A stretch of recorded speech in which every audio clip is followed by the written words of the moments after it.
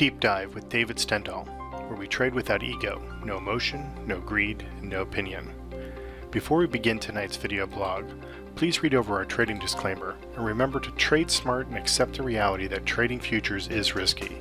This presentation does not provide buy-sell recommendations, and our information is strictly provided for educational purposes only. As always, trade at your own risk and analysis. Hey there, it's David Stendahl with tonight's Deep Dive. It is January 2nd, 2019. Happy New Year to all. I thought I would take a look at the euro today because there's big moves in both the euro and the dollar and a lot of the currencies, but specifically in the euro with the ETF being EUFX, that's a short ETF or an inverse ETF. The trend is still to the downside, and we have a technical rating that was pointed to the upside, quite positive, but with the sell-off that we had today, there was reason for concern that we're back into a consolidation and that we're going to probably go back and theoretically retest some support and resistance levels. So what I'm going to do is I'm going to focus a little bit on the support and resistance levels for the most part for the market. Let me go ahead and pull up the euro here, and we'll take a look at these daily bars here for the euro. You can see that the market has been moving sideways for quite some time. It was at the upper end of that sideways consolidation, and with today's action, pretty good sized bar, it's back to the bottom of that little sideways consolidation. So here's the support level that we're talking about, where we're coming back down to that level. We talked about the fact that we're in a tight support resistance level from the deep dive menu there. Here is the upper boundary, here is the lower boundary, and so because we're back between them, we're in what we term as an energy zone.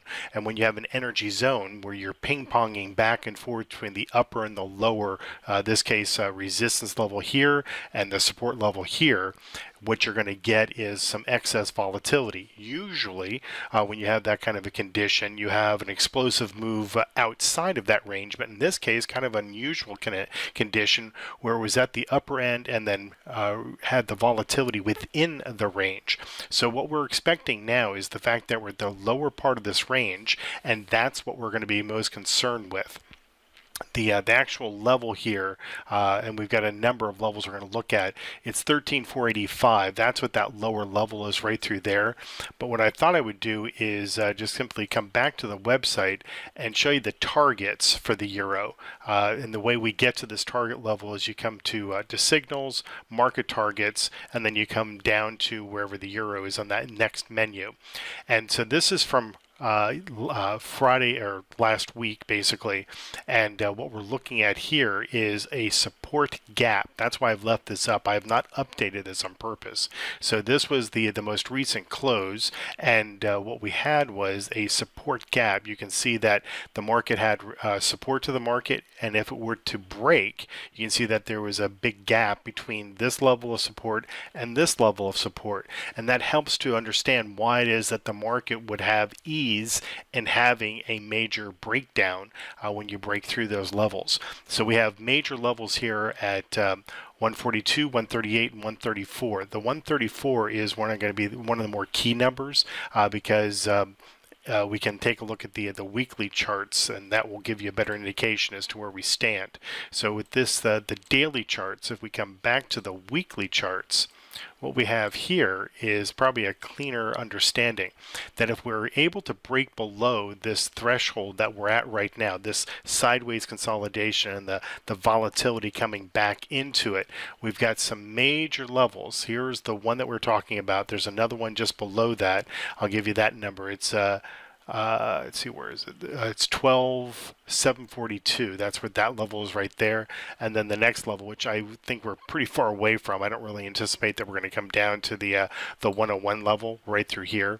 But what I would expect is that with the 200-week moving average coming down and starting to base, that there's a possibility we're going to find some support to the market and then start to head a little bit higher. But for right now, as we stand, I'll give you an idea as to where the systems are. They get a nice open position profit per contract, where we've got some new short positions that were just recently added. So from that perspective, the systems like the fact that the market sold off today and they added to their short positions.